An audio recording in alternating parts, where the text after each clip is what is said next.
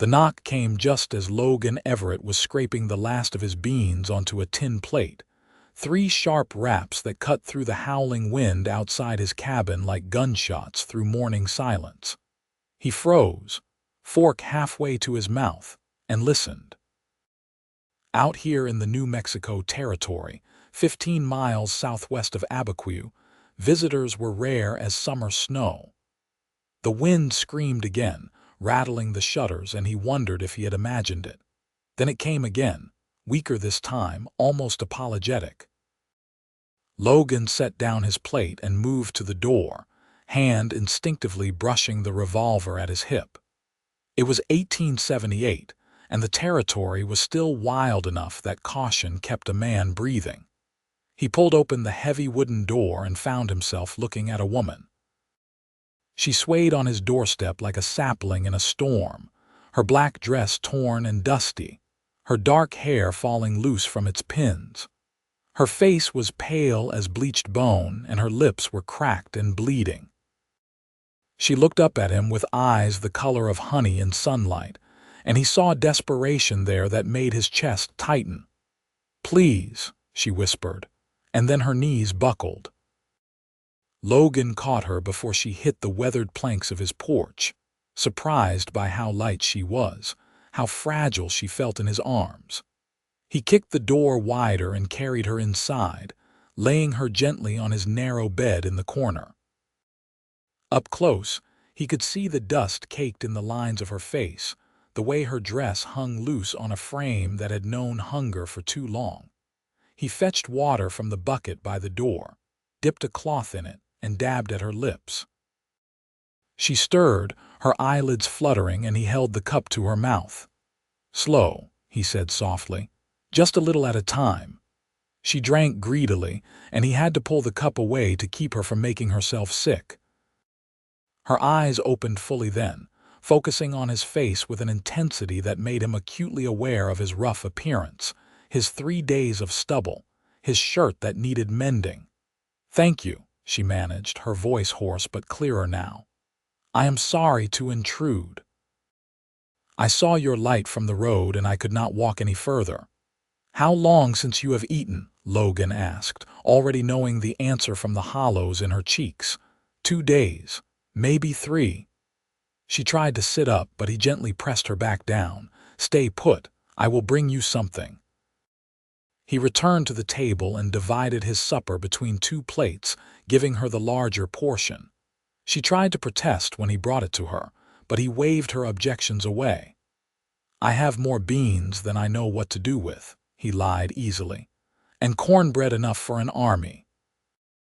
She ate slowly, carefully, and he could see her forcing herself not to wolf down the food. It spoke of breeding, of a life that had once known better days. When she finished, she set the plate aside and met his eyes. "My name is Katherine Morgan," she said. "I am a widow. My husband died 6 months ago from fever. I was traveling to Santa Fe to stay with my sister, but our wagon lost a wheel 2 days back. The driver, he took the horses and left me. Said I was bad luck, that I had brought death with me." Her voice cracked. Maybe he was right. Logan felt anger kindle in his chest at the thought of anyone leaving a woman alone in this country, but he kept his voice calm. "He was a coward and a fool. You are not bad luck, Mrs. Morgan. You have just had some bad fortune, that is all." "Katherine," she said softly. "Please call me Katherine. I feel I have imposed on you enough without standing on ceremony." "Logan," he replied. "Logan Everett, and you have not imposed. This country is hard enough without us forgetting how to help each other." She looked around the cabin then, really looked at it. It was small but well kept, with a stone fireplace taking up most of one wall, a rough-hewn table and 2 chairs, shelves lined with books that looked well read, and windows with real glass, not just oiled paper. It spoke of a man who took pride in his space, who had made a home rather than just a shelter. "You live alone?" she asked, then blushed. "I am sorry, that is too forward." "I do," he said, pulling up one of the chairs beside the bed. "Have for near on 5 years now." I have a small ranch, run some cattle, do some horse trading. It is not much, but it is mine." Katherine nodded slowly, her eyes growing heavy. "I should go. I cannot take your bed." "You are going nowhere tonight," Logan said firmly. "That wind is mean and you are in no condition to travel. You will rest here, and in the morning we will figure out what comes next." "I have no money to pay you," she said, and he could hear the shame in her voice. "I am not asking for money." She studied his face for a long moment, and he wondered what she saw there. He was 32 years old, weathered by sun and wind, with eyes that had seen too much during the war and in the hard years after. He was not a handsome man by any measure, too angular, too rough around the edges. But he tried to be a good man, and maybe that showed somehow. "Thank you," Katherine whispered, and her eyes closed. Logan sat there for a while, watching her breathe, making sure the sleep was natural and not something worse. When he was satisfied that she was truly resting, he took his bedroll and spread it near the fire. It would not be the first time he had slept on his own floor, and it would not be the last. The wind howled outside, and somewhere in the distance, a coyote called. Logan lay awake, listening to the quiet sounds of another person breathing in his space. It had been a long time since his home had held anyone but himself, and he found the loneliness he had grown accustomed to suddenly felt sharper by contrast. Morning came with the smell of smoke and the sound of someone moving quietly around the cabin. Logan sat up, disoriented for a moment, then remembered. Katherine was at his stove, stirring something in his largest pot. She had pinned her hair back up and washed her face, and in the morning light streaming through the windows, he could see that she was younger than he had first thought, maybe 26 or 27. "I hope you do not mind," she said when she noticed he was awake. "I found some oats and dried apples. I thought I should make myself useful." Logan stood, rolling the stiffness from his shoulders. "You should be resting." "I have rested enough, and I owe you more than I can repay already." She ladled porridge into 2 bowls and brought them to the table.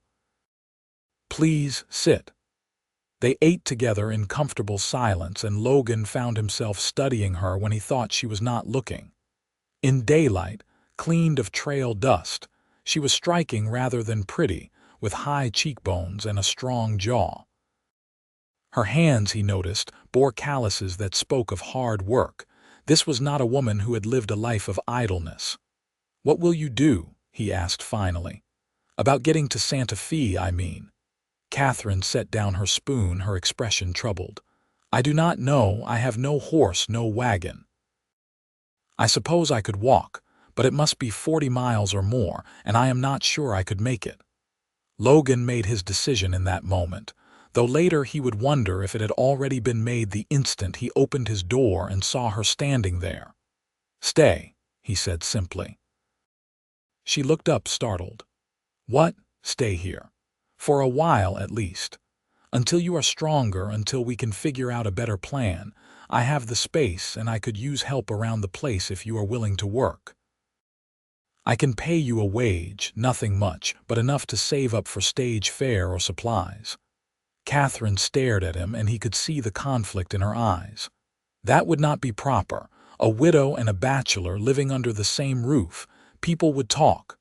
What people? "My nearest neighbor is 8 miles away. And even if they did talk, what does it matter? You need help, I am offering it. Seems simple to me." "Why?" she asked softly. "Why would you do this for a stranger?" Logan thought about how to answer that. Because the war had taught him that kindness was the rarest thing in the world and therefore the most valuable. Because he knew what it was like to have nowhere to go and no one to turn to.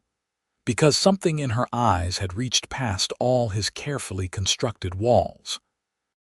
"Because it is the right thing to do," he said finally. "And because this cabin gets mighty quiet sometimes." Katherine's eyes filled with tears, and she looked away quickly, swiping at them with the back of her hand. "I accept. "Thank you, Logan. I will work hard, I promise you that. And as soon as I have enough money saved, I will be on my way to Santa Fe." "No hurry," Logan said, and meant it, so Katherine stayed. That first day, Logan insisted she rest while he rode out to check on his cattle, but when he returned at sunset, he found her outside hanging up laundry she had washed in the big tub. She had swept the cabin floor, reorganized his shelves, and mended 3 of his shirts that had been sitting in a basket for months. "I thought I told you to rest," he said, dismounting. She wiped her hands on her apron and smiled, and it was the first real smile he had seen from her. It transformed her face, made her eyes light up like sunrise. "I am not accustomed to idleness. It makes me restless." Over supper that night, they talked more freely. She told him about her life before, about growing up in St. Louis, the daughter of a school teacher. She had married young, 19 years old, to a man 10 years her senior who had promised her adventure and a new life in the territories. They had settled in a small town in eastern New Mexico, where her husband had tried his hand at farming. "He was a good man," Katherine said softly, staring into her coffee. "Kind, gentle, but he was not suited for this life. The land broke him bit by bit. When the fever came, I think part of him was almost relieved." Logan heard the guilt in her voice. "It was not your fault, I know. But knowing and feeling are different things." She looked up at him. "What about you? Have you always been alone out here?" "Not always. I came west after the war, worked as a drover for a few years, then bought this land with what I had saved. There was a woman once back in Texas, but she wanted a different life than I could give her. She married a banker." He shrugged. "That was a long time ago. Do you regret it? Coming out here, I mean." Logan looked around his cabin, thought about the land outside, the mountains visible from his porch, the freedom of it all. "No. This life suits me. It is hard, but it is honest. A man knows where he stands." The days that followed fell into a rhythm. Logan would rise before dawn and tend to his animals while Katherine prepared breakfast. They would eat together, discussing the work that needed doing, and then Logan would head out while Katherine managed the endless tasks around the cabin. She was true to her word about working hard, attacking every chore with determination. She tended the small vegetable garden he had neglected, repaired his clothes, organized his supplies, and even started teaching him to read better. He could manage basic words enough to get by, but she opened up the books on his shelves and read to him in the evenings, her voice bringing stories to life in a way he had never experienced. 2 weeks passed, then 3. Logan found himself looking forward to returning to the cabin each day, to the smell of cooking food and the sound of Katherine humming as she worked. The loneliness that had been his constant companion for 5 years had retreated, and in its place was something warmer, something that scared him a little with its intensity. He tried not to think about her that way. She was a widow, still grieving under his protection. It would be wrong to develop feelings for her, wrong to make her uncomfortable in the only safe place she had. But he could not help noticing the way the afternoon light caught in her hair, or how her laugh, rare but genuine, made something in his chest expand. He could not help watching her when she did not know he was looking, memorizing the curve of her cheek, the graceful way she moved. Katherine, for her part, was fighting her own battle. She had expected to feel awkward living with Logan, had braced herself for discomfort or worse. Instead, she found herself feeling safer than she had in years. Logan was unfailingly respectful, never pressing her, never making her feel like she owed him anything more than the work she did. He was quiet but not cold, speaking carefully when he spoke at all, and she came to value his words because they were never wasted. She noticed things about him. The way he was gentle with his horses, talking to them in a low voice. how he always made sure she ate first, taking the smaller portion for himself without comment. The care he took with his few possessions, treating everything as if it mattered. And his eyes, which could look so hard when he stared out at the horizon but softened when they turned to her. One evening, as they sat by the fire after supper, Katherine reading aloud from a book of poetry, she glanced up to find Logan watching her with an expression that made her breath catch. There was longing there, carefully controlled but unmistakable. Her hands trembled slightly and she lost her place on the page. "Are you all right?" Logan asked, leaning forward. "Yes," she said quickly. "Just tired, I think." But she was not tired. She was confused, frightened by the feelings stirring in her chest. She had loved her husband, mourned him deeply. It felt like betrayal to find herself drawn to this quiet cowboy, to catch herself hoping he would sit closer, speak longer, look at her the way he had just been looking. That night, lying in Logan's bed while he slept by the fire as he had every night since she arrived, Katherine stared at the ceiling and forced herself to face the truth. She was falling for Logan Everett. Maybe she had been since that first night when he had caught her on his doorstep and carried her inside without question. The realization terrified her. She had no right to these feelings, no business complicating his life further. She was a burden he had taken on out of kindness, nothing more. In the morning she was distant, polite but cool. Logan noticed immediately but did not press, though she saw the confusion and hurt in his eyes. She told herself it was better this way, that she was protecting them both. In another month she would have enough saved for stage fare. She would go to Santa Fe, to her sister, and Logan could return to his quiet life. It was the right thing to do, but fate, as it often does, had other plans. 3 days later, Logan was in Abiquiu picking up supplies when he overheard 2 men talking in the general store. One of them mentioned a woman matching Katherine's description, said there was a man looking for her, claiming she had stolen money from him. Logan's blood ran cold. He waited until the men had left, then approached the shopkeeper, a grizzled old-timer named Pete who had always dealt fair with him. "What is this about a man looking for a woman?" Logan asked, keeping his voice casual. Pete leaned in, lowering his voice. "Showed up 2 days ago. Big fellow, mean-looking. Says his name is Morgan, that his brother's widow ran off with money that was rightfully his. He has been asking around, showing people a photograph." Pete shook his head. "I do not trust him. Something about him is not right. The way he talks about her, it is not like he wants his money back. It is like he wants to hurt her." Logan felt rage building in his chest, hot and fierce. "If he comes around again, do not tell him anything, and send word to me if you can." Pete studied him for a long moment. "She is with you, is not she, the widow?" There was no point in lying. Pete was sharp and the truth would come out eventually. "She is, and I am not letting anyone hurt her." "Be careful, Logan. This man, he has others with him.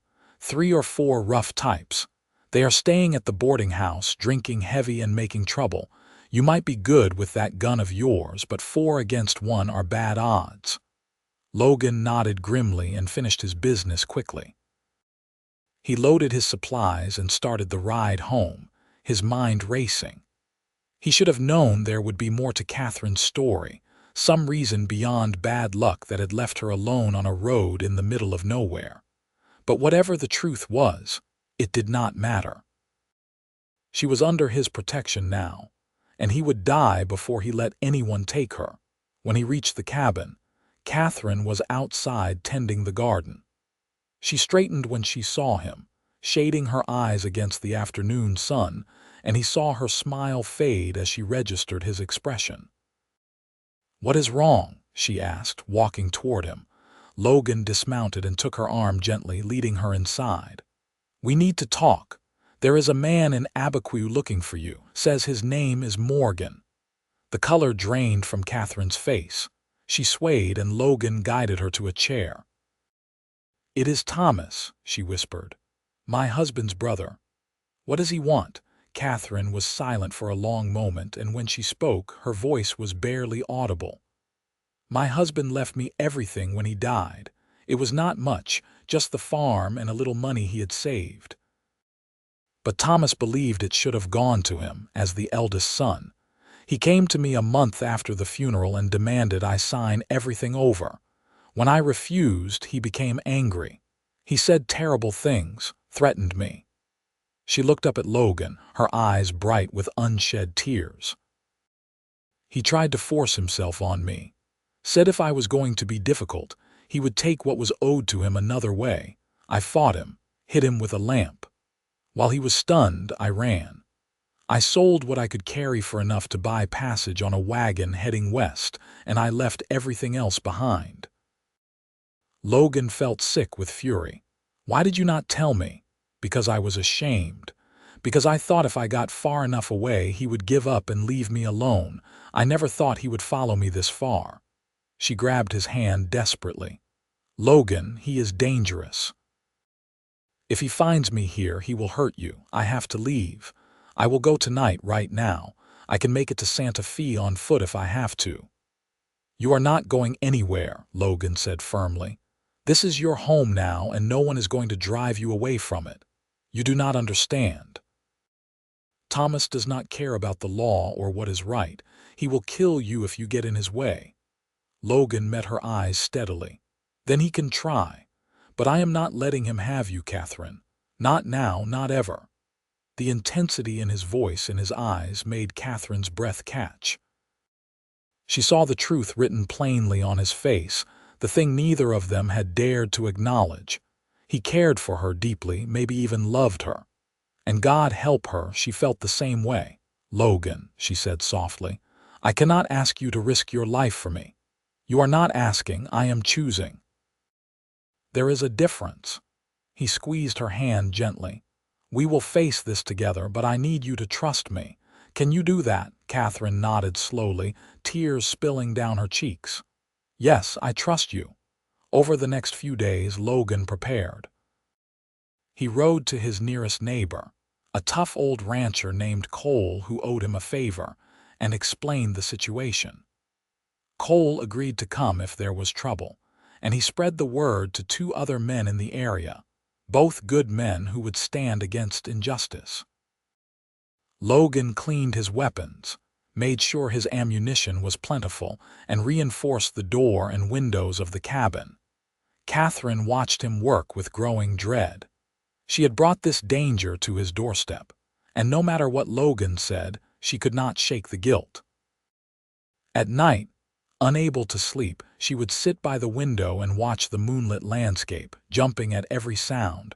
On the 5th night after Logan's trip to Abiquiu, she was at the window when she saw them. 4 riders, approaching slowly from the east. Even in the darkness, she recognized Thomas's bulk, the way he sat his horse like he owned the world. "Logan," she called, her voice tight with fear. "They are here." Logan was beside her in an instant, looking out into the night. He saw the riders stop about 100 yards from the cabin, just at the edge of the firelight spilling from the windows. "Stay inside," Logan said, checking his revolver. "No matter what happens, do not come out. Please be careful," Katherine whispered. He looked at her then, really looked at her, and made a decision that had been building for weeks. He cupped her face in his hand, his palm rough against her skin, and kissed her.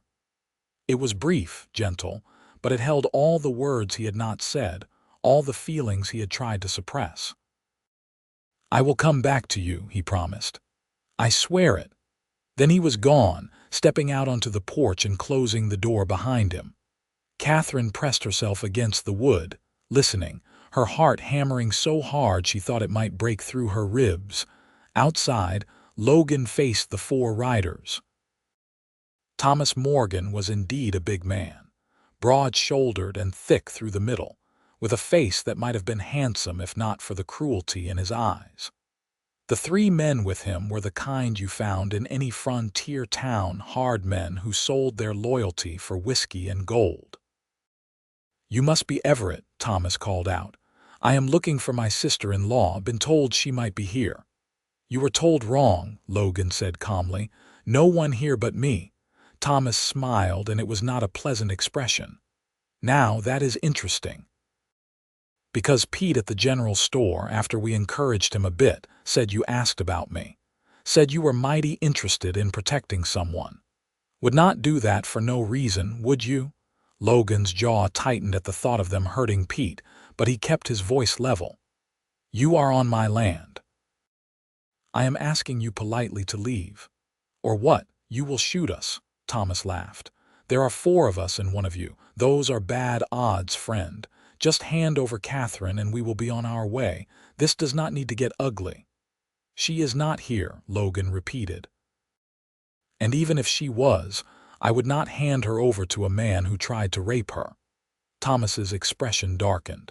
"She told you that, did she? She is a liar. That woman owes my family and I aim to collect.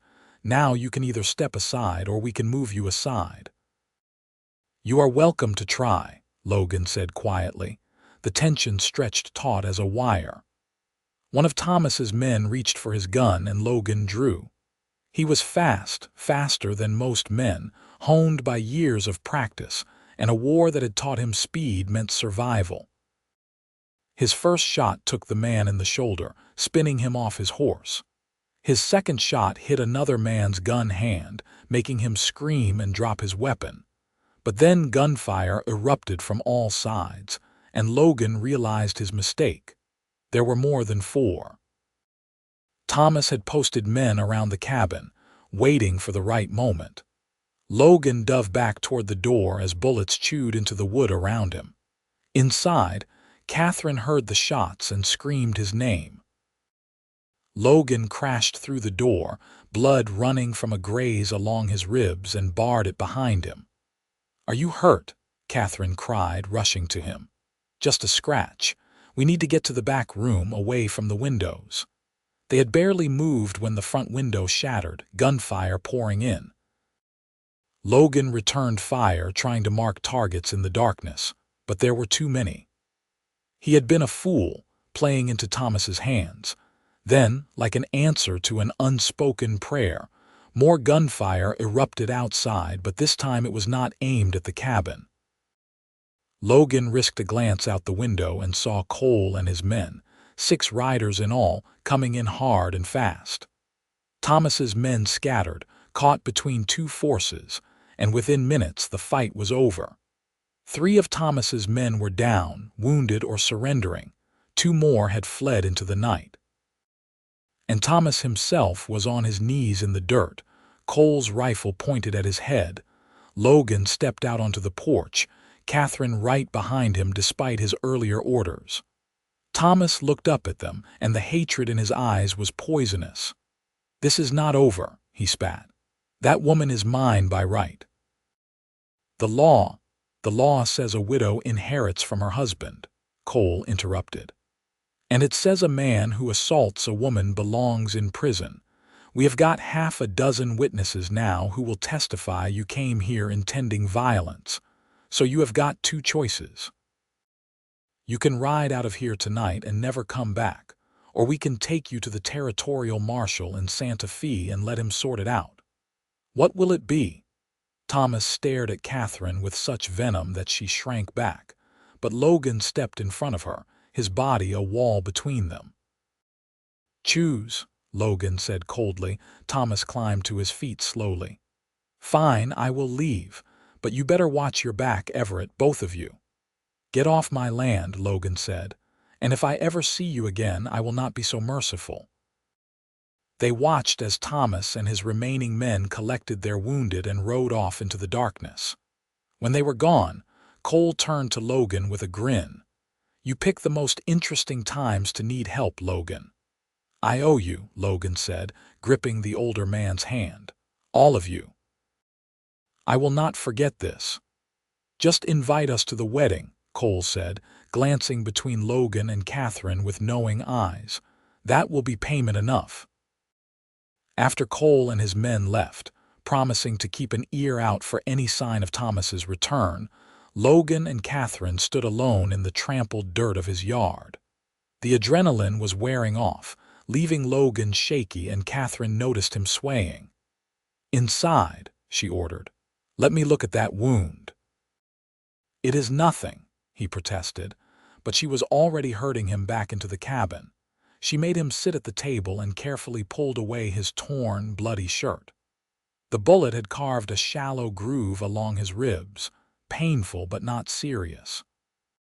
She cleaned it with whiskey, making him hiss through his teeth, and bandaged it with strips of clean cloth. "You could have been killed," she said, her voice breaking. "You could have died because of me." "But I did not," Logan said, catching her hand. "Katherine, look at me." She raised her eyes to his, and he saw the tears streaming down her face. "I would do it again," he said simply. "I would do it 100 times over. Do you know why?" She shook her head, unable to speak. "Because somewhere between opening my door and finding you there in this moment right now, I fell in love with you. I know it is too soon. I know you are still grieving. I know I have no right to feel this way, but I cannot help it. You have become the best part of my days, Katherine. The reason I hurry through my work, the reason this cabin finally feels like a home. I'm not asking you to feel the same way, I just need you to know." Katherine stared at him, her heart so full she thought it might burst. "You kissed me," she whispered. "Before you went outside. I did. I am sorry if that was too forward. Kiss me again," she said. "Please." This time when Logan kissed her, it was not brief or gentle. It was deep and passionate and full of all the fear and relief and love they had been holding back. Katherine wound her arms around his neck, pressing herself close, and Logan pulled her into his lap, mindful of his injured ribs but unable to let her go. When they finally broke apart, both breathing hard, Katherine rested her forehead against his. "I love you too," she said. "I have been so afraid to admit it, even to myself. I thought I was betraying my husband's memory, but he would have wanted me to be happy. And you make me happy, Logan. You make me feel safe and valued and alive. I do not want to go to Santa Fe. I do not want to leave this cabin or you. I want to stay here and build a life with you if you will have me. If I will have you." Logan laughed, the sound incredulous and joyful. "Katherine, you are all I want. You are everything." He kissed her again, and this time there was promise in it, a future unfolding. When they finally pulled apart again, Logan stood, lifting her with him, and carried her to his bed, the one she had been sleeping in for weeks. "Stay with me," he murmured against her hair. "Tonight and every night." "Yes," Katherine whispered. "Always yes." They lay down together, fully clothed, simply holding each other. There would be time for everything else, for planning and building and making their union official. But for now, this was enough. The feel of each other, alive and safe. The knowledge that they had found something rare and precious in this hard land. Logan stroked Katherine's hair, feeling her breathing slow as exhaustion claimed her. He thought about the strange path that had led them both here, all the pain and loss that had been necessary to bring them to this moment. He thought about the knock on his door weeks ago, and how close he had come to never knowing her. "Thank you," he whispered to whatever force had guided her to his doorstep. "Thank you for her." Morning came soft and golden, and when Katherine woke, she found Logan already up, watching her with an expression of such tender devotion that it made her blush. "Good morning," she said, stretching. "Good morning. How do you feel?" "Like everything has changed," she said honestly. "Like my life started over last night." "Mine too." Logan reached out and took her hand. "Katherine, I want to do this right. I want to marry you, make it official before God and the law. But I know that takes time, and I do not want you to feel rushed." Katherine sat up, squeezing his hand. "I do not feel rushed. I feel like I have been waiting for you my whole life without knowing it. Let us go to Abiquiu today. Let us find the circuit preacher if he is in town, or the justice of the peace if he is not. I do not want to wait, Logan. I want to be your wife." The joy that lit up Logan's face was answer enough. They dressed quickly, Logan changing into his best shirt and Katherine doing what she could to make herself presentable. Then they saddled Logan's horse and rode together to Abiquiu, Katherine sitting in front of Logan, his arms around her, both of them giddy as children. In town, they found that the circuit preacher was indeed there, preparing to move on to his next stop. He was a kind-faced man with gray hair and laugh lines around his eyes, and when they explained their situation, he agreed to marry them immediately. "Love should not be kept waiting," he said with a smile. "Life is too short and too uncertain." They were married in the small church, with Pete from the general store and his wife as witnesses. Katherine had no ring, but Logan promised to get her one as soon as he could. She told him it did not matter, that she would have married him with nothing but the clothes on her back. When the preacher pronounced them husband and wife and told Logan he could kiss his bride, Logan did so with a reverence that made Katherine's eyes fill with tears. This was real. This was forever. They celebrated with a meal at the boarding house, the same one where Thomas had stayed, and Logan took pleasure in reclaiming the space, in showing the town that Katherine was his wife now, under his protection, beyond anyone's reach. On the ride back to the cabin, Katherine leaned back against Logan's chest and sighed contentedly. "Mrs. Katherine Everett, I like the sound of that." "I like it too," Logan murmured into her hair. "More than I can say." That night, they consummated their marriage in the bed they had shared so chastely before, and it was tender and awkward and beautiful. Logan was gentle, mindful of Katherine's past, and she found herself responding with a passion she had not known she possessed. Afterward, they lay tangled together, skin to skin, and talked until the stars wheeled overhead. The days that followed were some of the happiest either of them had ever known. They fell into a new rhythm, working together to maintain the ranch, to build something lasting. Katherine proved to have a head for business, suggesting improvements that Logan eagerly implemented. They expanded the garden, added chickens, bought 2 more cows. The ranch began to thrive in ways it never had when Logan worked it alone. More than that, though, the cabin filled with laughter and warmth. Logan, who had been silent for so long, found himself talking more, sharing stories from his past, his hopes for the future.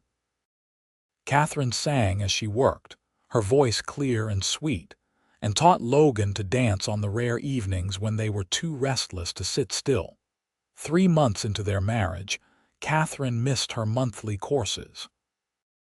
She said nothing at first, afraid to hope, but when the second month came and went without them, she could not keep the secret any longer.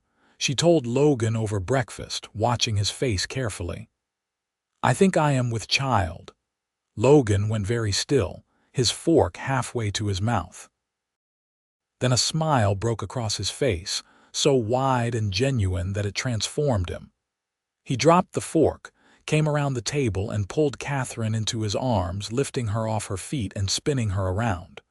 "Truly," he asked, his voice choked with emotion, "we are going to have a baby." "I think so, yes," Katherine laughed, clinging to him. "Are you happy?" "Happy, Katherine, I am beyond happy, I am blessed. We are blessed." He set her down gently as if she might break and pressed a hand to her still flat stomach with wonder. "A child, our child." Katherine covered his hand with hers. "Are you ready for this? Everything is changing so fast." "I am ready," Logan said firmly. "I have never been more ready for anything in my life." The pregnancy progressed smoothly, and Logan became almost comically protective.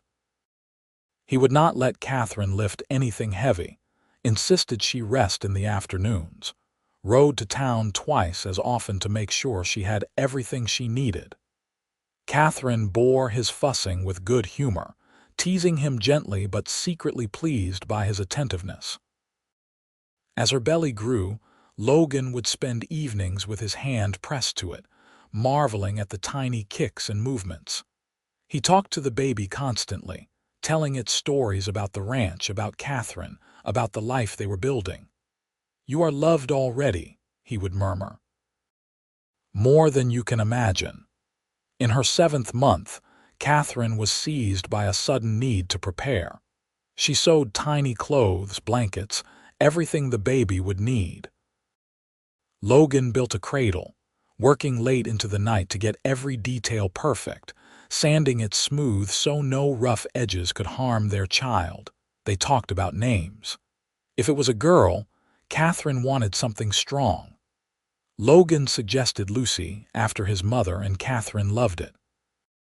If it was a boy, they settled on James after Katherine's father.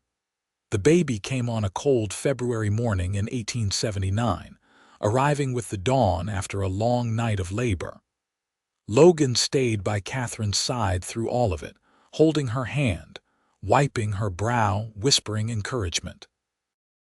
The midwife he had brought from Abiquiu worked efficiently, and when the baby finally emerged, wailing lustily, she held it up with a grin. "It is a boy," she announced, "and he is healthy and strong." Logan's vision blurred with tears as the midwife cleaned the baby and placed him in Katherine's arms. He was perfect, with a cap of dark hair and eyes that seemed to look right through them. Katherine cradled him close, exhausted but radiant, and Logan sat beside her on the bed, his arm around her shoulders. "James," Katherine whispered. "Our little James."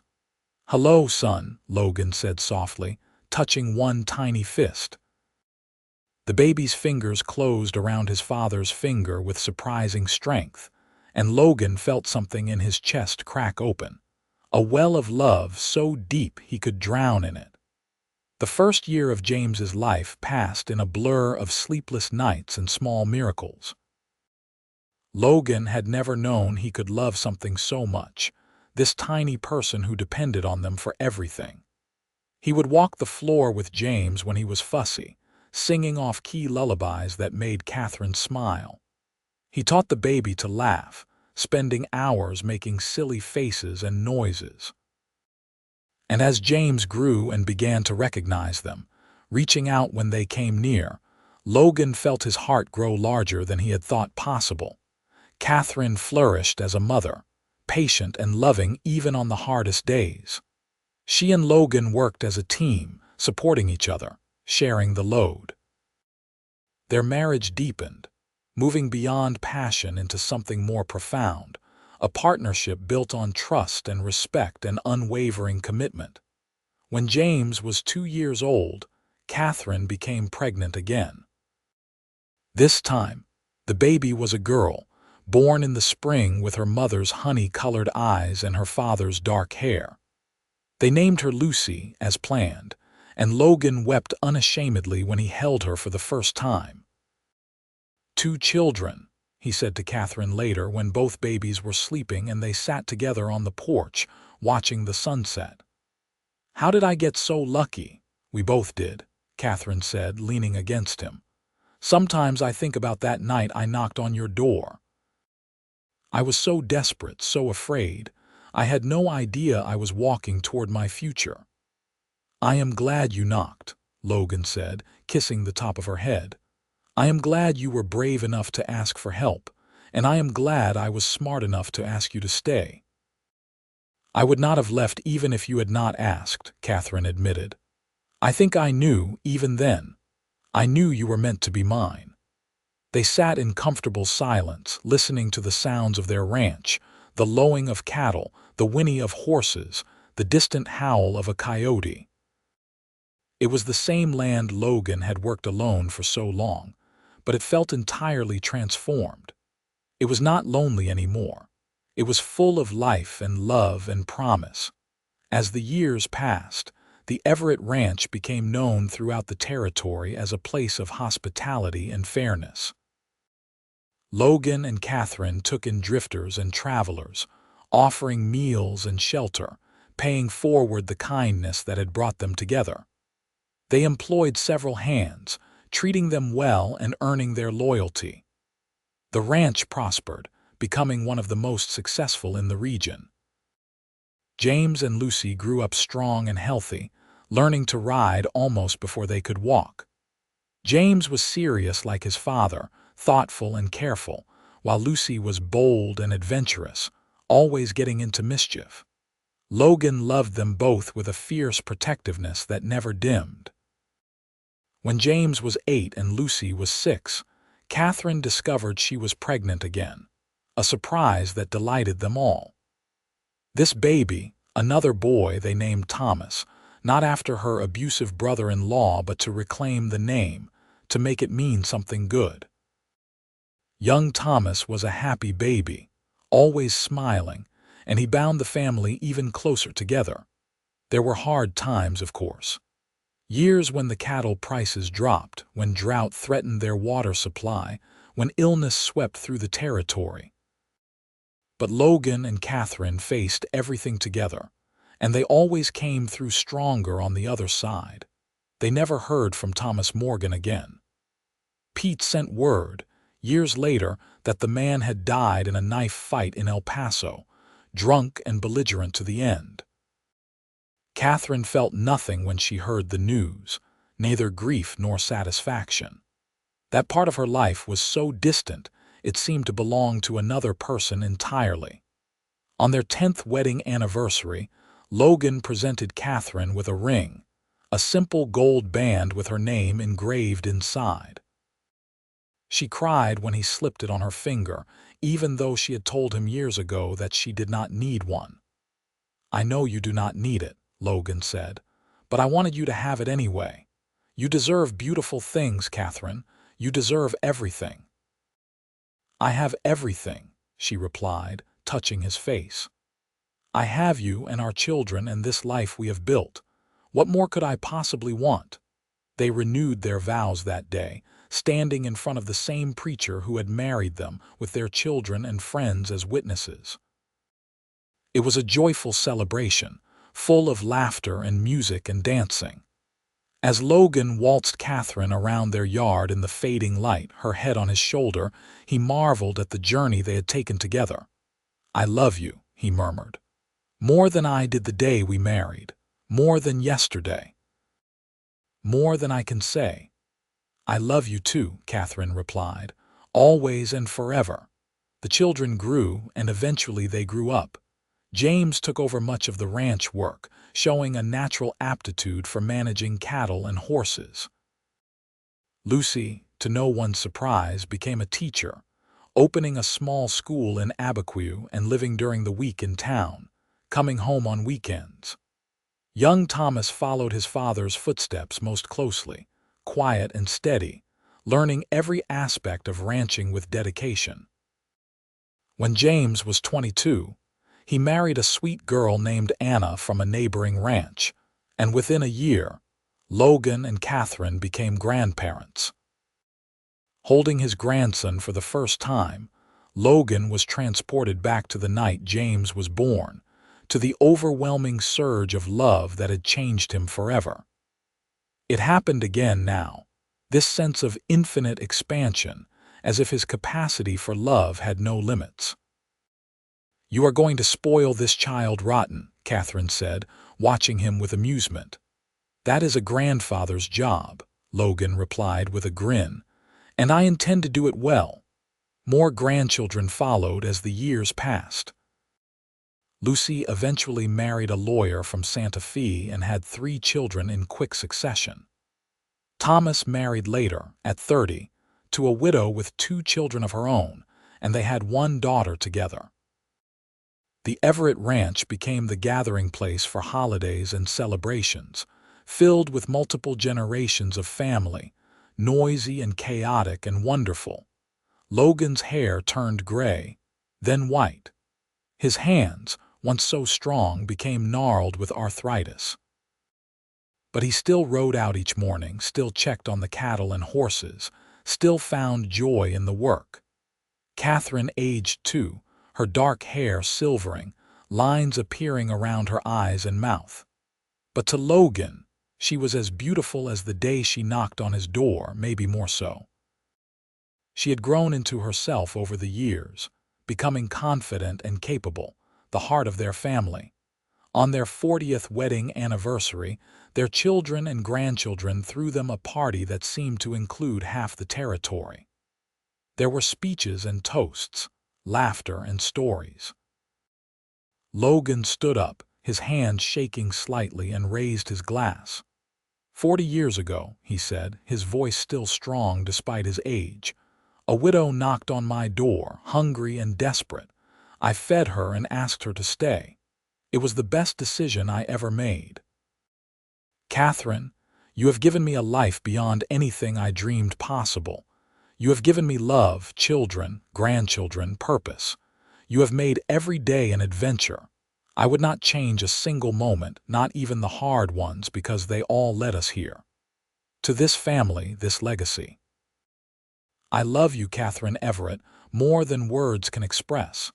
Here is to 40 more years. Hear, hear, the crowd shouted, raising their glasses.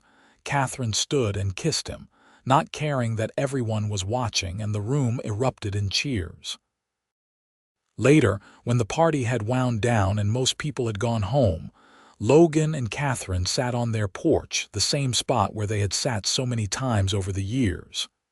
You ever regret it? Katherine asked softly. Taking me in that night? Logan looked at her in surprise. Regret it?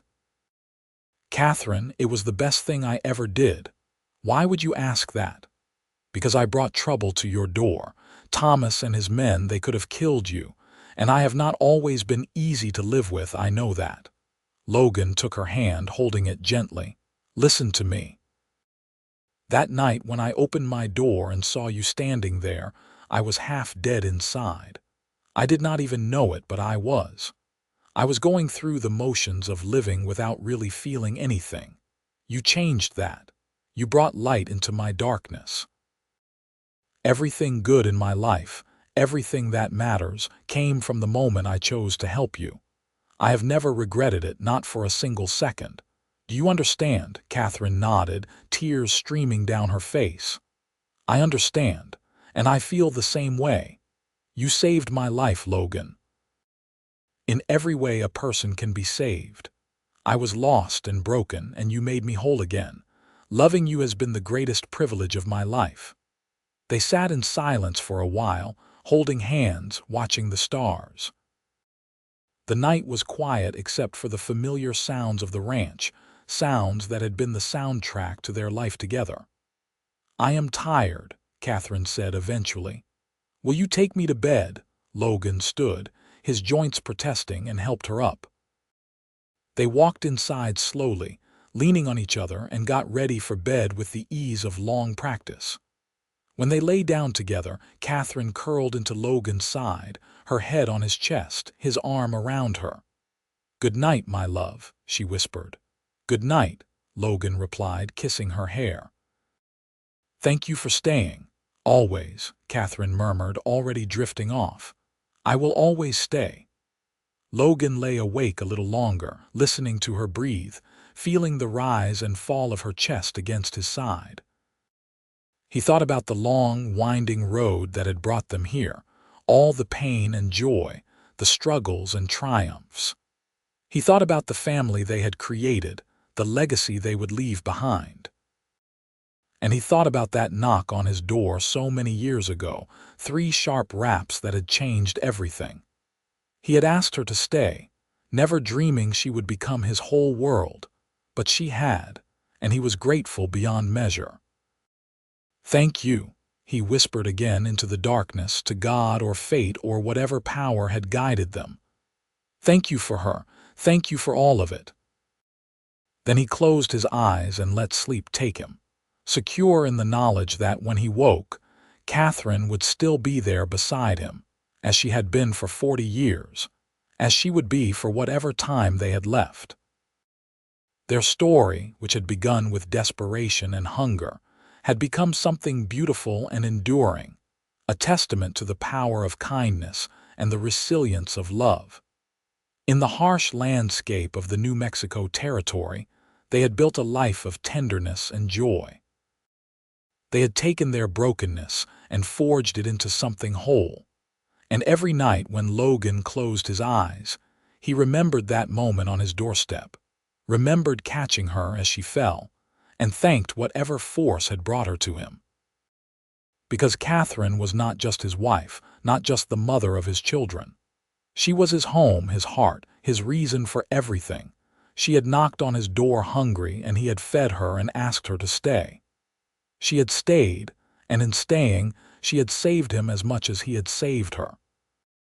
Together, they had created something that would outlast them both, a family rooted in love, a legacy of compassion and strength. As the years rolled on and eventually both Logan and Katherine passed, within months of each other, their children gathered to remember them. The stories they told were of laughter and love, of two people who had found each other against all odds and built something magnificent together. The ranch continued, passed down through the generations, and with it, the story of the widow who knocked on the door and the cowboy who asked her to stay. It became family legend, told and retold, a reminder of where they came from, of the power of choosing kindness, of saying yes when every practical reason said no. In the end, that was their true legacy. Not the land or the cattle or even the children and grandchildren, though all of those mattered. Their legacy was the proof that love could flourish anywhere, even in the hardest soil, if it was tended with care. That broken people could heal each other. That sometimes the best things in life came from opening your door to a stranger and offering them a place at your table. The widow had knocked, hungry and desperate. The cowboy had fed her and asked her to stay. And from that simple act of compassion, a whole world had been born.